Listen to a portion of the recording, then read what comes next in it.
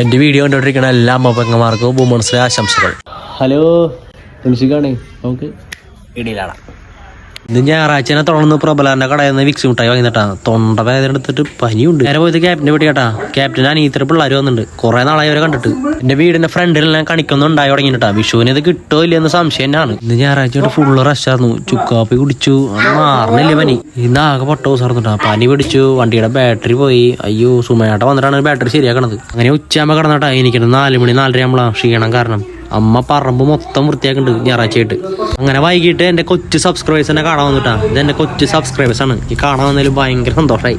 അങ്ങനെ ക്യാപ്റ്റൻ വിളിച്ചിട്ടാ, ജിക്കു വീട്ടിലേക്ക് പോയോ, അനിയത്തിയുടെ പിള്ളേർ അക്ലൈറ്റ് പാലം കണ്ടിട്ടില്ല, അങ്ങോട്ട് പോവാന്ന് പറഞ്ഞിട്ട്.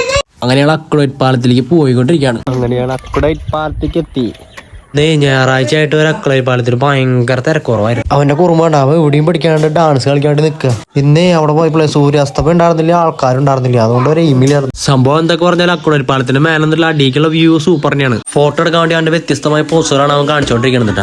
അങ്ങനെയാണ് തിരിച്ചു പോണ്. വരുമ്പോ കൈ പിടിച്ച് വന്നിരുന്നാട്ടാ. വേണ്ട, ഒറ്റയ്ക്കാണ് അവൻ നടന്നു പോകണം. എത്ര പെട്ടെന്ന് ഇന്ന് ഇരുട്ടായിന്നറിയോ. ഇന്ന് ഒരു എയിമില്ലാത്ത ഞായറാഴ്ച വരുന്നുണ്ടോ. ഞായറാഴ്ച എന്നെ ഈ പനിയും തൊണ്ടവനും വന്നെങ്കിലോ. അങ്ങനെ കളി നടന്നുകൊണ്ടിരിക്കുകയാണ്. കപ്പ് മുഖ്യമ്പിക്കല്. അപ്പൊ കളി നമ്മൾ ജയിക്കും. കളി കാണാൻ വരെ സമ്മതിക്കാണ്ട് അവൻ യുദ്ധം നടത്തിക്കൊണ്ടിരിക്കാണ്ടാ പൂത്തിരിക്ക് വേണ്ടിയിട്ടുള്ളത്. അപ്പൊ ശരി, അടുത്ത വീഡിയോയിൽ കാണാം.